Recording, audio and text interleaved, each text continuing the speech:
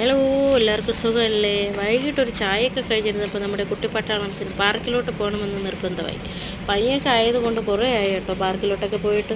പറഞ്ഞതല്ലേന്ന് വിചാരിച്ച് പാവം പാർക്കിലോട്ട് കൊണ്ടിറങ്ങാമെന്ന് വിചാരിച്ചു. അങ്ങനെ പിന്നെ എല്ലാവരുമായിട്ട് അങ്ങ് സെറ്റായിട്ടങ്ങ് ഇറങ്ങി. മോനുകുട്ടി സൈക്കിളുമായിട്ട് ഇറങ്ങി.